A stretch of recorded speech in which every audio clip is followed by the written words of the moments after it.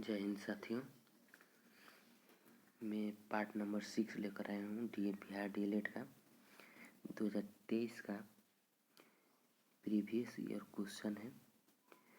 आप लोग को जो सब्सक्राइब किए हैं मेरे चैनल को, उनको मेरी तरफ से धन्यवाद। जो नहीं किए हैं आप प्लीज़ कर लीजिए, क्योंकि एक से एक अच्छे से अच्छे कंटेंट को लाने जा रहा हूँ जो कि आप लोग को उसका फ़ायदा मिले। चलिए तो क्वेश्चन नंबर 46 पर जाते हैं। पहले फर्स्ट नंबर क्वेश्चन कर रहे हैं 46 नंबर। क्रिप्टो गेम है, क्रिप्टो गेम। अब आपको लगेगा ना कि गेम है, बट गेम नहीं है। ये एक पौधा है जो कि बिना बीज का होता है। बिना बीज का होने वाले पौधे को क्रिप्टो गेम कहा जाता है। अनुवांशिक के जनक कौन है? अनुवांशिक के जनक यानी अनुवांशिक यानी डीएनए का जनक आप लोग को ग्रेगर जोहान मेंडल है।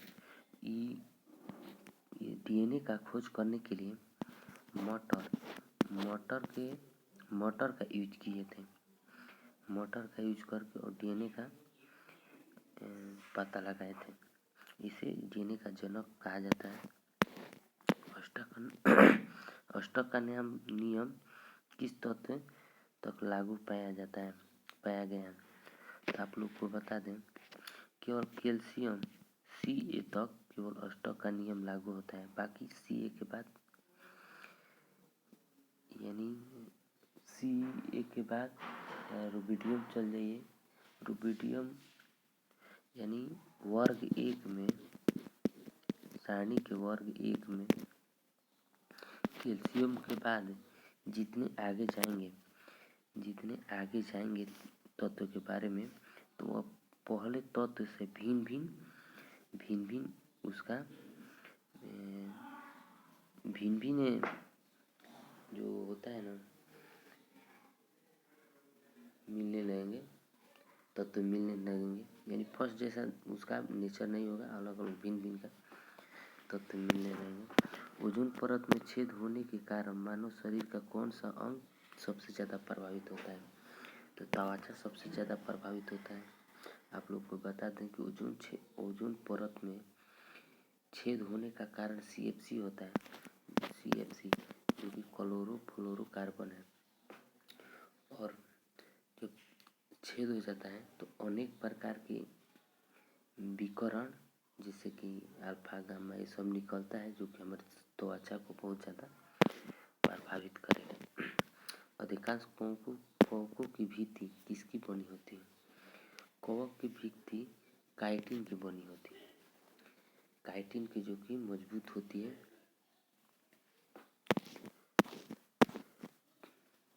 इतना के परमाणु में न्यूट्रॉन की संख्या है।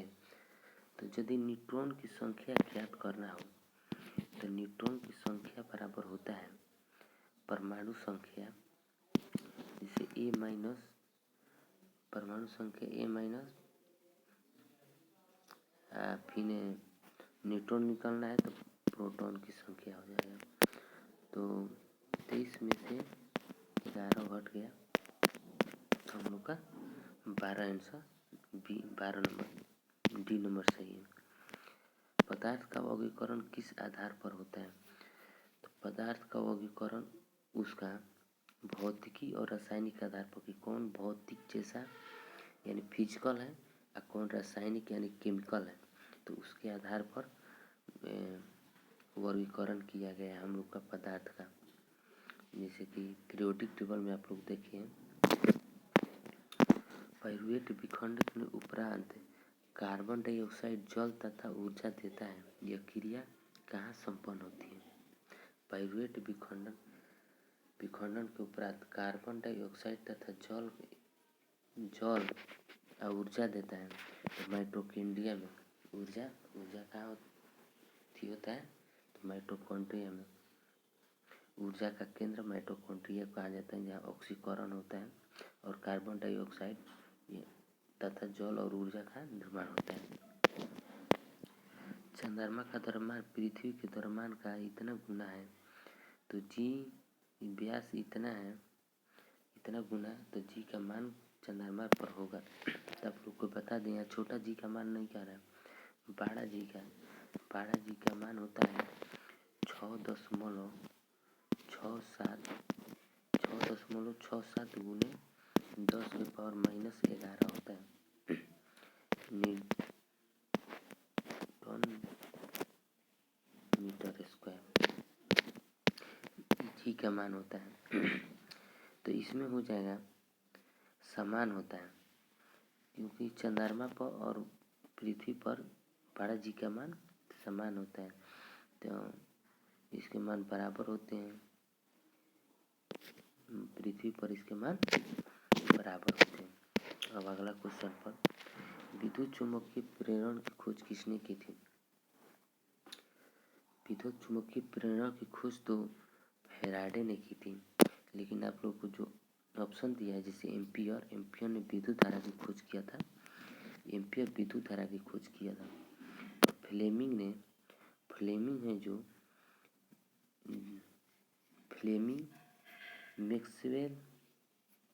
मैक्सवेल दाएं हस्त का खोज किया था मैक्सवेल, और जो ई है फ्लेमिंग, ये बाएं हस्त का, जैसे विद्युत चुंबकीय क्षेत्र में बाएं हस्त का नियम का खोज किए थे फ्लेमिंग, और दाएं हस्त का नियम का खोज किए थे मैक्सवेल, और विद्युत धारा का खोज किए थे एम्पियर विद्युत धारा का, इसीलिए उसका मात्रक भी एम्पियर होता है उन्हीं के नाम पर। और विद्युत चुम्बकीय प्रेरण की खोज किए थे तो फैराडे किए थे। निम्नलिखित में से, अब अगला क्वेश्चन पर जाते हैं 54 नंबर, निम्नलिखित में से कौन सा जीवाश्म ऊर्जा है? जीवाश्म ऊर्जा, तो आप लोग को बता दें कि जीवाश्म ऊर्जा कोयला है, क्योंकि लाखों वर्षों तक अंदर धंसा हुआ रहता है जमीन के, तब इसका निर्माण होता है, जो कि जीवाश्म, इसको हम जीवाश्म ईंधन भी कहते हैं कोयला को। समुद्र तल की गहराई ज्ञात करने के लिए समुद्र जहाज किस विशेष तकनीक का उपयोग करते हैं? तो आप लोग को बता दें, सोनार का जो लड़ाकू जहाज है, चाहे अन्य जहाज में जो पानी में चलने वाली है, तो गहराई को नापने के लिए सोनार का प्रयोग किया जाता है। यदि यह एक ध्वनि है जो कि छोड़ता है, तो यदि टकरा कर आ जाए वापस, तो वो समझ जाता है कि ज़्यादा गहराई नहीं होता है, और जितना तक जाता है उतना आपको गहराई का अनुमान देता है। तो हम लोग का आंसर सी नंबर सही है। सी नंबर सोनार का उपयोग किया जाता है। निम्नलिखित में से किसे एक मृत यांत्रिक ऊतक माना जाता है? तो स्क्लेरा काइमा को मृत यांत्रिका कोशिका माना, जो कि पौधे में पाया जाता है। और जो ये नंबर है, यानी एरेकाइमा, ये भी पौधे में पाया जाता है, लेकिन ये जीवित कोशिका है, और ये भी जीवित कोशिका है। कोलेन काइमा, ये भी जीवित कोशिका है, क्योंकि यह पौधे में पाए जाते हैं। एमीटर को विद्युत परिपथ में किस प्रकार में जोड़ा जाता है? तो एमीटर को हमेशा श्रेणी क्रम में जोड़ा जाता है। किस बस की चाल 10 सेकंड में 36 किलोमीटर घंटा से 72 किलोमीटर घंटा तक जाती है? तो इसका त्वरण क्या होगा? तो त्वरण का फॉर्मूला होता है, यानी ए बराबर v माइनस u बटा टी होता है त्वरण का फॉर्मूला। तो अब v मेरा कितना दिया है? v कह रहा है कि 72 किलोमीटर है v, और मेरा u यानी प्रारंभिक चाल 36 किलोमीटर है। तो v हम लोग का अंतिम चाल 72 में से 36 को घटा देंगे, अब बटा टी मेरा 10 सेकेंड है, तो घटाएंगे तो आप लोग का 36 होगा, और नीचे में 10 होगा।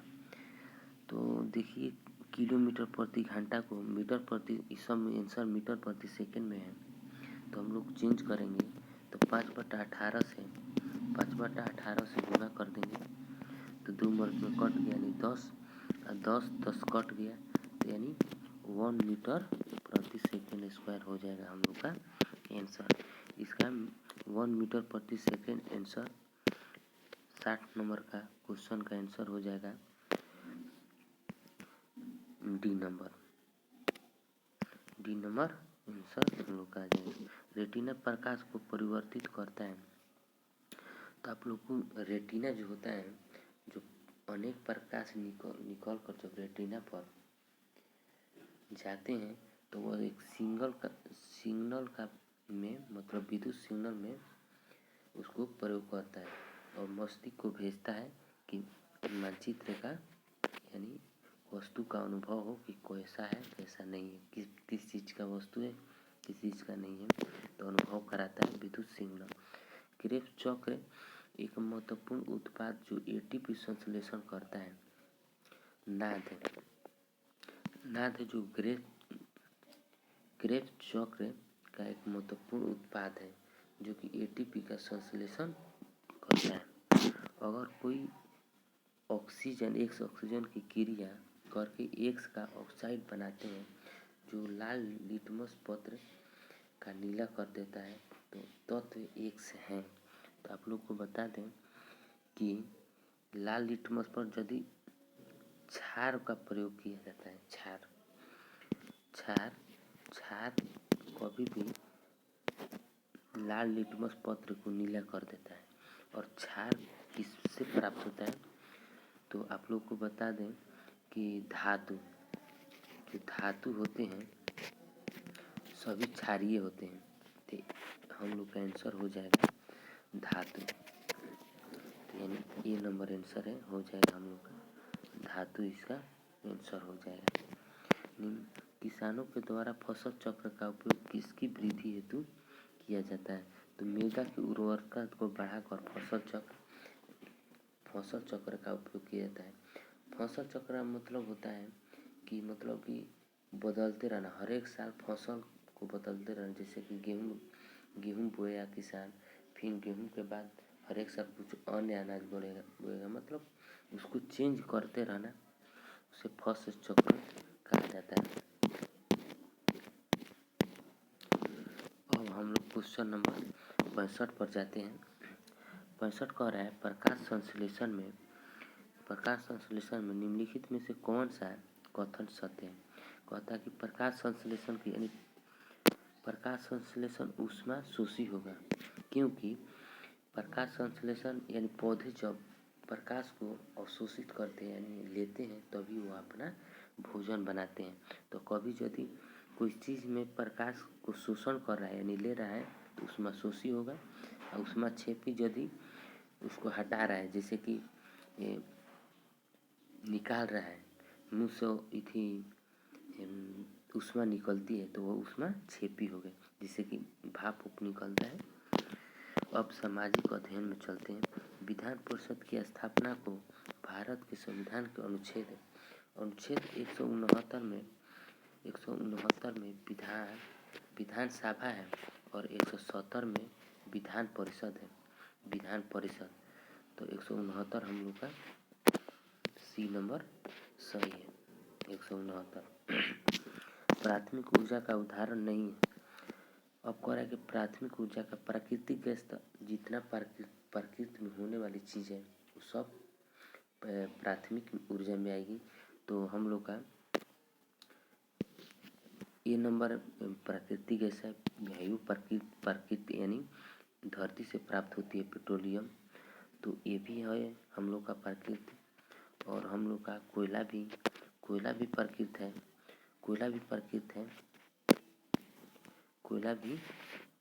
है। लेकिन विद्युत देखिए प्रकृति से यानी द्वितीय श्रेणी में चला जाता है, यानी प्रथम श्रेणी प्राथमिक ऊर्जा में नहीं होता है, द्वितीय ऊर्जा में चल जाएगा, क्योंकि कोयले से यानी प्राथमिक से द्वितीय में चेंज हो जाता है, जो हम लोग का विद्युत आंसर हो गया। अब कह रहा है कि तेलुगु स्वाभिमान का नारा किस राज्य में दिया गया था तो आप लोग को बता दें कि आंध्र प्रदेश में जो विधानसभा का चुनाव हो रहा था आंध्र प्रदेश में, तो 1983 के दशक में 80 के दशक में जब आंध्र प्रदेश में विधानसभा का चुनाव हो रहा था, तो उस समय वहाँ के जो नेता का नाम था रामवंत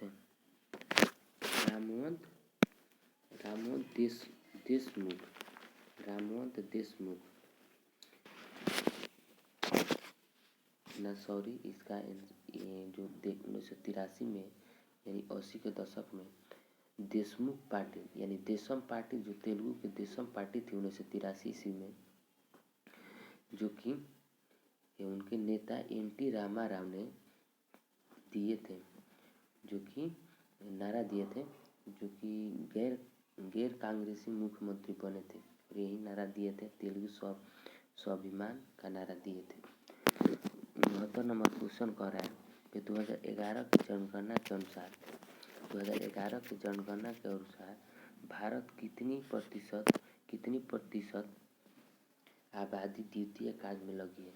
तो द्वितीय कार्य में लगने वाली आबादी 0.43% है, जो कि द्वितीय कार्य में लगी हुई है। किस पतन का नया नाम जवाहरलाल नेहरू पतन रखा गया। तो आप लोग को बता दें कि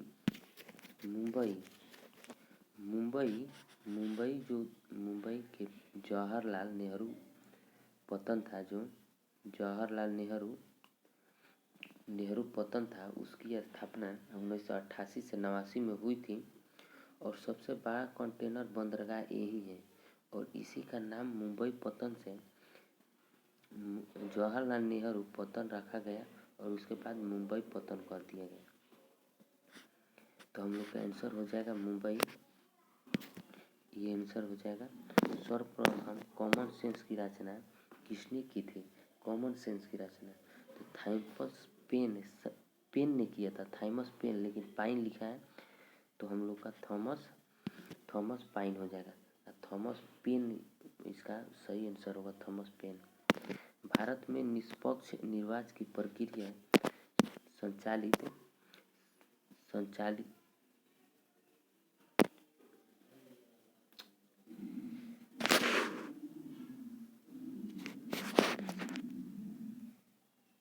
निष्पक्ष निर्वाचन की प्रक्रिया के संचालन का दायित्व किस पर होता है।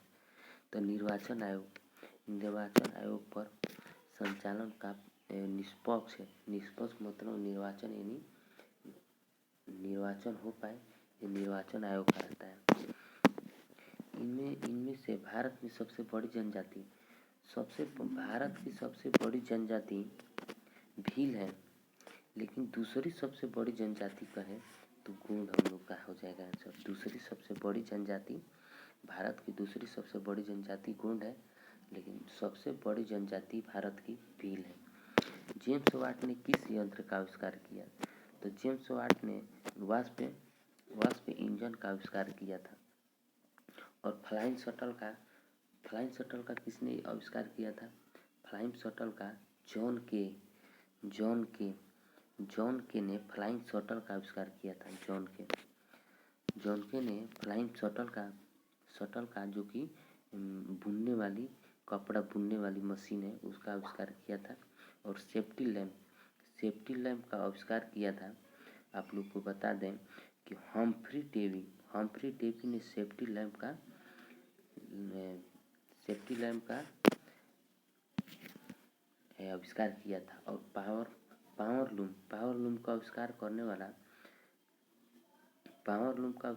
वाला कार्टराइट थे, जो कि पावर लूम का आविष्कार किए थे। और हम लोग का वो जेम्स वाट पूछ रहा है, तो वाष्प इंजन सही आंसर है। कांवर झील बिहार के किस जिले में स्थित है। क्वेश्चन नंबर नेक्स्ट क्वेश्चन पर चलते हैं। 75 नंबर क्वेश्चन कर है कांवर झील बिहार के किस जिले में स्थित है। तो बेगूसराय में कांवर झील कहाँ है, तो बिहार के बेगूसराय में कांवर झील, जो कि इसको 1987 में पश्चिम बिहार का दर्जा मिला था कांवर झील को। इसको पश्चिम बिहार अब बोला जाता है, लेकिन पहले कांवर झील बोल रहा था, इसको बोला जाता है। पश्चिम बिहार का दर्जा 1987 में मिला था और बिहार सरकार ने दिया था और उसको रामसर स्थल में शामिल किया गया था। यानी कांवर झील को, यानी पश्चिम बिहार को रामसर स्थल में 2020 में शामिल किया गया था। ये भी आप लोग ध्यान रखिए। भारत के प्रथम मुख्य आयुक्त कौन थे? चुनाव आयुक्त आप प्रथम कुमार सेन थे, जो कि 2022 से लेकर 1950 से लेकर 1950 से 1958 यानी 8 साल शासन किए थे, पद पर बने रहे थे कुमार सेन ने। और अगला क्वेश्चन नंबर हम लोग जाते हैं। क्वेश्चन नंबर आगे का नंबर क्वेश्चन है, तो हम लोग का 77 नंबर क्वेश्चन पर जाते हैं। और कह रहा है कि द्वितीय विश्व युद्ध में धुरी राष्ट्र में कौन सा देश शामिल नहीं था? धुरी राष्ट्र में कौन सा देश शामिल नहीं था? तो आप लोग को बता दें कि जर्मनी शामिल था, जापान भी शामिल था, जो कि इटली भी शामिल था, लेकिन सोवियत संघ था सोवियत संघ यह शामिल नहीं था। तो हम लोग का आंसर डी नंबर हो जाएगा, सोवियत संघ। बालाघाट खानों में निम्नलिखित में किस प्रकार के खनिज खनन की जाती है? बालाघाट कहाँ है? तो बालाघाट एमपी में है, जिसको मध्य प्रदेश बोला जाता है। तो बालाघाट एमपी में है और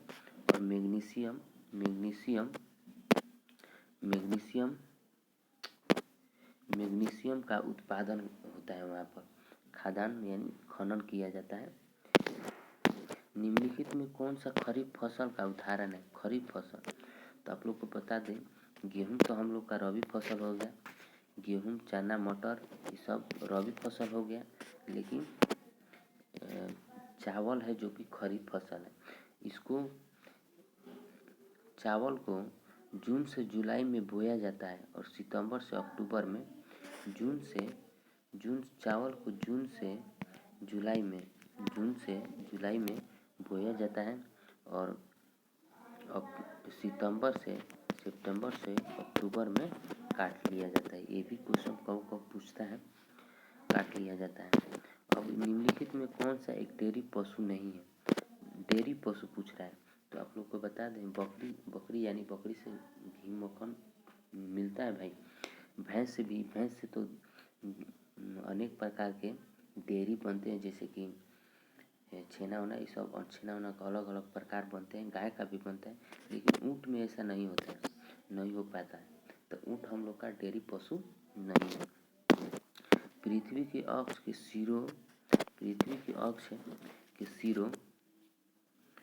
सिरों को कहते हैं, तो आप लोग को लगा अक्षांश कहते हैं, नहीं, अक्ष के सिरों को ध्रुव कहा जाता है। और दोनों किनारों को, पृथ्वी के अक्ष के सिरों को ध्रुव कहा जाता है, दोनों को एगो दक्षिणी ध्रुव, एगो पश्चिमी ध्रुव बोला जाता है। विषुवत रेखा तो आप लोग का बीच में हो गया। अक्षांश सबसे ऊपर हो गया अक्षांश। देशांतर तो विषुवत रेखा के पास में देशांतर बोला जाता है, जो रेखा है। 82 नंबर क्वेश्चन पर जाते हैं। कह रहा है, इनमें किस देश को सामाजिक विभेद के कारण विखंडन का सामना करना पड़ा? आप लोग सोचेंगे कि भारत में भी सामाजिक विभेद के कारण से पाकिस्तान का विखंडन हो गया, लेकिन 1980 के दशक में यूगोस्लाविया था, जो कि इसका विखंडन भी सामाजिक विभेद का कारण बन गया था और इसका सामना करना पड़ा। रेशम मार्ग कहाँ से शुरू हुआ था? रेशम मार्ग चीन से शुरू हुआ था। चीन है ना, चीन। ये नंबर हम लोग का आंसर हो जाएगा चीन से। और चीन होते रोम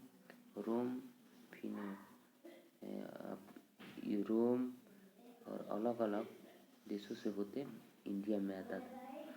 एल नीनो उत्पत्ति किस देश के तट पर होती है? तो पेरू। अब आप लोग को मालूम ना होगा एल नीनो ये कह रहा है का, एल नीनो है का, तो आप लोग को बता दें कि पेरू में यानी जहाँ समुंदर है जिसको बोला जाता है पेरू के तट पर महाशांत महासागर है। प्रशांत महासागर के पेरू के तट के निकट उष्ण समुद्री धारा रूप में उत्पन्न होता है जो कि नीनो कहते हैं। नीनो को आप लोग को बता दें, यह एक मौसमी यानी जटिल मौसम तंत्र है जो कि पेरू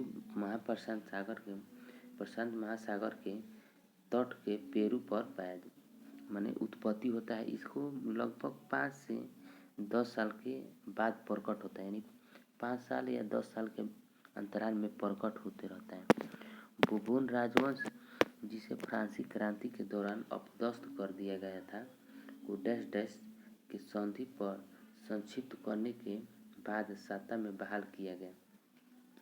तो बोबोन राजवंश वियना के संधि, इसका आंसर हो जाएगा वियना के संधि। इस पर हस्ताक्षर कराकर जो रूसी क्रांति बेबीलोन यानी फ्रांस में नेपोलियन द्वारा बोबोन राजवंश को फ्रांसीसी क्रांति के दौरान अपदस्थ कर दिया गया था, जिसे 1815 ईस्वी में वियना की संधि पर हस्ताक्षर करने के बाद वह पुनः फिर उसे अपने सत्ता में बहाल किया गया। तरकीब क्वेश्चन पर जाते हैं। 86 नंबर क्वेश्चन। अब इसमें हम लोग को लुप्त संख्या निकालना है। तो आप लोग को बता दें कि P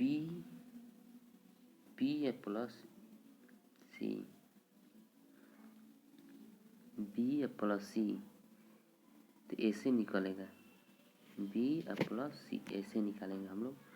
तो B प्लस C यानी C, यहाँ पर थोड़ा छोट करके बना दे रहे हैं। B प्लस C इतना का स्क्वायर करेंगे तो B 2 नंबर पर है और C हम लोग का 3 नंबर पे है, यानी 5 के स्क्वायर करेंगे, जोड़कर 5 का स्क्वायर करेंगे तो हम लोग का 25 यानी y आ जा रहा है। तो उसी प्रकार BD को वैसे ही करना है। तो थोड़ा छोट कर ले रहे हैं। B हम लोग का B प्लस D इतना का होल स्क्वायर करना है। तो B है दूसरा स्थान पर वर्णमाला में और D कौन सा स्थान पे है? तो चौथा स्थान पर है। तो चौथा स्थान पर तो इसको स्क्वायर करेंगे यानी हो जाएगा 6 का 36 यानी 24 इसमें से घटा दीजिए, 24 तो आ जाएगा Z, 26 घटा दीजिए तो Z आ जाएगा। तो Z के बाद फिर से स्टार्ट होता है ABCD से, तो जितने 10 स्टार्ट होगा अब ABCD, तो 10वां स्थान पर कौन से अक्षर आएगा? तो आप लोग का B नंबर यानी J 10वां स्थान पर आता है। अब अगला क्वेश्चन पर जाते हैं हम लोग 87 नंबर क्वेश्चन। 87 लुप्त संख्या को ज्ञात कीजिए। लुप्त संख्या ज्ञात करना है। 41 40 यानी 41 में 1 घट रहा है, फिर 40 में 2 घट रहा है, 35 फिर 3 घट रहा है, फिर 4 घट रहा है, तो 5 घटेगा हम लोग का। तो ये नंबर 26 आंसर हो जाएगा।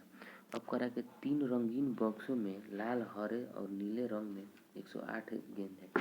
तो आप लोग को इधर 88 नंबर क्वेश्चन यहाँ पर हम बता दे रहे हैं आप लोग को। 88 नंबर क्वेश्चन कह रहे हैं कि 3 रंगीन बॉक्स लाल हरे और नीले रंग में 108 गेंद रखी गई हैं। तो 3 गो डाबा है, तो डाबा हम लोग बना लेते हैं। 3 डाबा जैसे कि है, ये में है लाल ये लिख दे रहे हैं। एक डाबा में हम लोग का नीला रंग का, हरा रंग है तब नीला रंग है, तो यानी इसमें है लाल, इसमें रेड है, ये रेड है और यह आप लोग का हरा है, डाबा बना रहे हैं। अब फिर नीला रंग है, नीला रंग है ना। अब फिर ए है जो कि नीला रंग है, एन। और कह रहा है कि हरे और लाल बॉक्स में संयुक्त रूप से नीले बॉक्स के दुगने हैं, और ये दोनों में जितना गेंद है इसके क्या है, दुगने हैं, यानी 2 गुना है। तो हम बता दें आपको कि 108 वो है गेंद टोटल, और आगे कह रहा है दुगना गेंद है, और जितनी गेंद नीले बॉक्स में है वो लाल बॉक्स की दुगनी है। अब जितनी नीले में है वो लाल बॉक्स की, यानी लाल बॉक्स की दुगनी है। तो आप डायरेक्ट इसको 108 को 3 से भाग कर दीजिएगा कि कितना कितना बराबर पड़ रहा है, तो 36 से कट जाएगा, यानी इसको इसके दुगना करना है। तो इसमें हम लोग को 18 और इसमें हो जाएगा 36, यानी इसके क्या है, दूना है ना, 18 का 36 दूना, और इसमें हम लोग 54 रख देंगे हरा वाला में, तो हो जाएगा हम लोग का 108 टोटली जोड़ने पर। तो क्वेश्चन यहाँ पर थोड़ा मिस्टेक किया है, आप लोग को बता दें कि हरा डिब्बा में कितनी गेंद है, तो हरा डिब्बा में कितनी थी, तो 54 थी। तो हम लोग का सी नंबर आंसर 54 हो जाएगा। और है कि ABCD तथा ये 5 स्कूल है। और 89 नंबर क्वेश्चन कह रहा है ABC 5 स्कूल है, जो कि 5 स्कूल है, ऐसे कर दे रहे हैं क्योंकि यहाँ पर बनाइयो देंगे। ए है जो E तथा B 5 गो स्कूल है। ए है जो E तथा B के बीच में है, ए है जो E और B के बीच में है, और E है जो D के दाईं ओर है, E है जो D के दाईं ओर है, E है जो D की दाईं ओर है। तो यानी D यहाँ करेंगे तो हो जाएगा हम लोग का बाईं ओर हो जाएगा। तो हमको इसको चेंज करना पड़ेगा, क्योंकि यहाँ पर B हो जाएगा, यहाँ पर B हो जाएगा, और यहाँ पर आप हम लोग का BD है ना, तो E हो जाएगा, E और B, तो यहाँ पर हो जाएगा। और यहाँ पर D रखेंगे तो इसके दाईं ओर E हो गया, ठीक है, दाईं ओर E हो गया। और यदि कह रहा है यदि C और D 2 छोरों पर, तो यहाँ पर हम C रख देंगे तो दोनों छोरा पर हो गया, यानी छोर पर हो गया। तो यदि C और D 2 छोर पर हो तो C के बाईं ओर कौन सा स्कूल है। अब C के बाईं ओर कौन सा स्कूल है, तो B। तो हम लोग का B नंबर सही आंसर है, B होगा। दिए गए प्रश्न में प्रश्नवाचक चिन्ह के स्थान पर सही विकल्प चुनें। आम यानी फल, तो प्याज का है, ताना है, आम फल है तो प्याज ताना है। यदि जो जड़ से प्राप्त होते हैं जैसे मूली, प्याज, लहसुन, ये सब तने में आते हैं, जो जड़ से प्राप्त होते हैं, तो हम लोग का प्याज ताना हो जाएगा। यदि अतुल पाता है कि वह लड़कों की एक पंक्ति में दाएं से 12वें और बाएं से चौथे स्थान पर है, तो पंक्ति में कितने लड़कों को जोड़ा जाना चाहिए ताकि पंक्ति में 28 लड़के हों। क्या कह रहा है कि पंक्ति में दाएं से 12वें स्थान पर और बाएं से चौथे स्थान पर, तो पंक्ति में कितने जोड़ा जाए, तो हम लोग का पंक्ति की संख्या ज्ञात कर लें तो हो जाएगा 15 हो जाएगा।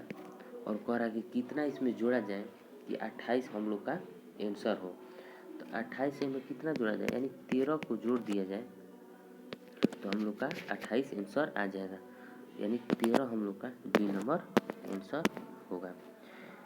चुने की इतना में आगे आती है, तो थोड़ा यहाँ पर मिस्टेक किया है, आप लोग को बता दें यहाँ पर 17 होगा, 17 होगा, तब 17 17 हो जाएगा और 17 दूनी 17 17 फिर 34। अब फिर देखिए यहाँ पर 3 घट रहा है, फिर 3 घट रहा है, तो फिर कितना घटेगा, तो फिर आप लोग को 34 में से 3 घटेगा तो 31, तो फिर हम लोग को 31 में से 3 घटेगा तो 28 हम लोग का यहाँ पर एक आ गया। तो यानी ये नंबर हम लोग का ऑप्शन दे रहा है। अब यहाँ पर 17 17 है और 3 घटाएंगे तो फिर 20 20 हो रहा है, फिर 23 है, तो यानी फिर क्या होगा, 23 होगा, क्योंकि 20 20 दो बार रिपीट हो रहा है, तो 23 23 दो बार रिपीट होगा। तो हम लोग का ये नंबर 23 और 28 हम लोग का आंसर हो गया। अब ऐसे गायकों की संख्या कितनी है जो कि न तो स्त्री है और न ही प्रबंधक। तो संख्या ज्ञात करना है, तो जो कि स्त्रियों ना होना चाहिए ना प्रबंधक होना चाहिए। तो कह रहा है कि प्रबंधक जो डाबा वाला में है वो सब प्रबंधक है, और जो गोला वाला में है सब गायक है, और जो स्त्री है जो कि त्रिभुज में। तो अब कह रहा है कि ना हमको स्त्री को ज्ञात करना है लिखना है, न ही प्रबंधक को ज्ञात करना है लिखना है। तो हम लोग को ये सब जितना डाबा और रिथी वाला है ये सब प्रबंधक और स्त्री हो गए, और जो कि हाई नहीं है ये अकेला है, तो ये हम लोग का प्रबंधक हो गया, जो कि ना गायक है और ना ही प्रबंधक है। ना गायक तो है भी किया है, लेकिन न स्त्री है और ना ही प्रबंधक है, सॉरी थोड़ा उल्टा हुआ। तो हम लोग का बी नंबर आंसर 15 सही है। अंग्रेजी वर्णमाला के विपरीत अक्षर के बाएं से 10वें अक्षर के दाईं ओर 8वां अक्षर कौन सा होगा। तो हम लोग का आंसर 10वें अक्षर से दाईं ओर, 10वां अक्षर से दाईं ओर और बाईं ओर 8वां अक्षर और दूसरे भाग दे देंगे तो 9 मरद में पड़ जाएगा, और 9वां स्थान पर कौन हो जाएगा, तो आई हम लोग का आंसर 9वां हो जाएगा, 9वां स्थान पर आई। और अगला क्वेश्चन पर जाते हैं। कह रहा है 95 नंबर क्वेश्चन कह रहा है कि दिए गए श्रृंखला में प्रश्नवाचक चिन्ह के स्थान पर कौन सी संख्या आएगी। यानी 6 7 15 46, तो 6 में 1 से गुना करेंगे और 1 जोड़ देंगे तो हम लोग का 7 हो जाएगा। और वहीं कह रहा है कि 7 में 2 से गुना करेंगे और 1 जोड़ देंगे तो 15 हम लोग का आ गया। और 15 में 3 से गुना करेंगे और 1 जोड़ देंगे तो 46 हम लोग का हो गया आंसर। और 46 में 4 से गुना करेंगे और 1 जोड़ देंगे तो हम लोग का 185 हो गया। वो सही 185 में 5 से गुना करेंगे और 1 जोड़ देंगे तो हम लोग का आंसर 926 आंसर हो जाएगा। यानी ये नंबर 926 आंसर सही है। तो आप लोग यदि मेरे चैनल को सब्सक्राइब नहीं किए हैं तो प्लीज़ कर लीजिए, और यदि किए हैं तो मेरे ओर से और मेरे चैनल की ओर से धन्यवाद। जय हिंद, जय साथी।